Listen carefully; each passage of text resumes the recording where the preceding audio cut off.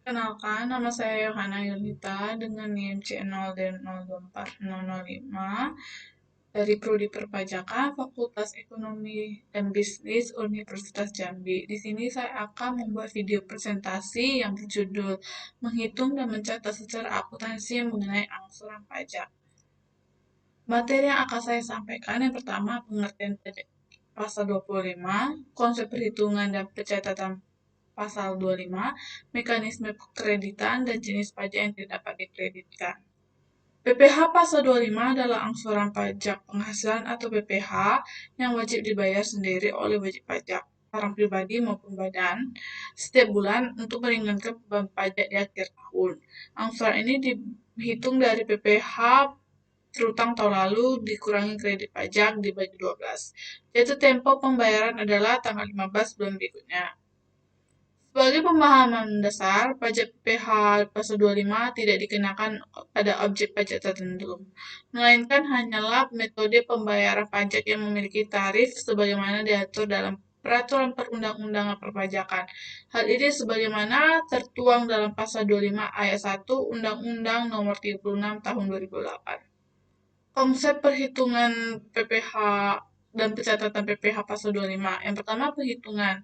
Sebelum mengetahui cara menghitung PPh pasal 25, Anda harus terlebih dahulu membereskan seluruh laporan keuangan pada masa 1 tahun pajak sebelumnya. Kemudian jumlah yang didapat akan dikurangi dengan pajak penghasilan sebagai berikut. Contoh, pasal 21, tarif pasal ayat 1 bagi pemilik NPWP dan tambahan 20% bagi yang tidak memiliki NPWP. PPh pasal 22 pungutannya sebesar 100% bagi yang tidak memiliki NPWP. Pasal 23 potongannya sebesar 15% berdasarkan dividen, bunga royalti dan hadiah, serta potongan 20% berdasarkan sewa dan penghasilan yang lain juga. Pasal 24 pajak penghasilan yang dibayar atau terutang di luar negeri yang boleh dikreditkan.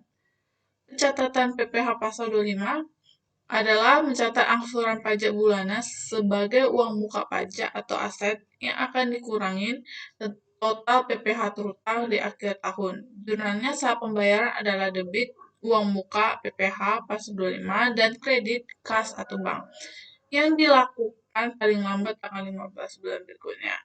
Pengakuan PPh 25 dianggap sebagai aset lancar atau uang muka pajak atau kredit pajak karena akan dikurangkan dari total PPh terutang dalam SPT tahunan pajak PPh badan atau orang pribadi. Jurnal saat pembayarannya, uang muka PPh pasal 25 itu debit dan kas itu ada di kredit. Mekanisme pengkreditan pajak. Aturan mekanisme pengkreditan pajak masukan secara khusus diatur di pasal 9 Undang-Undang PPN sebagai berikut. Pajak masukan dalam suatu masa pajak dikreditkan dengan pajak keluaran dalam masa pajak yang sama. Pajak masukan yang dikreditkan harus menggunakan faktur pajak yang memenuhi persyaratan sebagaimana dimaksud dalam pasal 13 ayat 5 dan ayat 9 Undang-Undang PPN.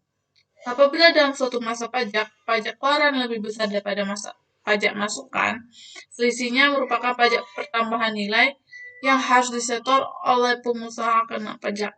Dan sebaliknya, apabila dalam suatu masa pajak, pajak masukan dapat dikreditkan lebih besar daripada pajak keluaran, selisihnya merupakan kelebihan pajak yang dikompensasikan ke masa pajak berikutnya.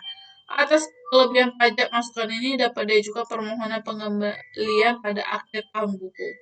Jenis pajak yang tidak dapat dikreditkan. Yang pertama, pajak masukan tidak berkaitan dengan kegiatan usaha. Tidak dapat dikreditkan jika tidak berhubungan langsung dengan kegiatan usaha. Kegiatan usaha meliputi produksi, distribusi, pemasaran, dan manajemen. Harus terkait dengan penyerahan yang terutang PPN.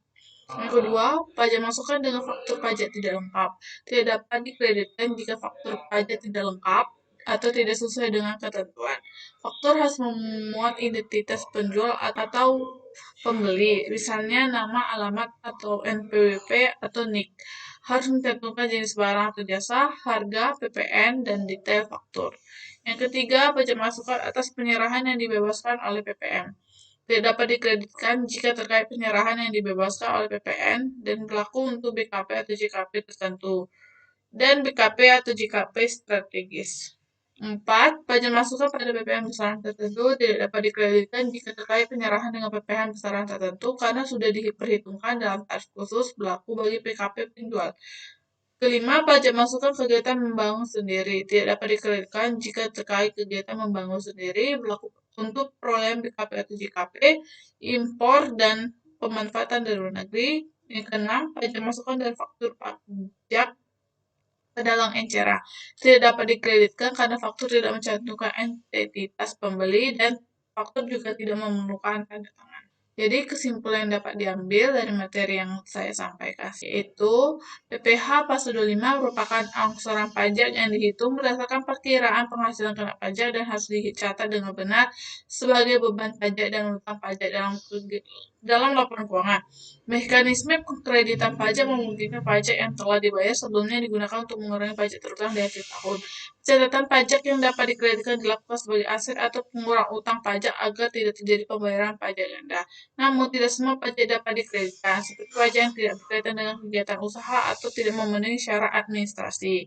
Oleh karena itu, pemahaman yang baik tentang perhitungan, pencatatan, dan pengkreditan pajak sangat penting untuk menjaga kepatuhan dan keakuratan laporan keuangan.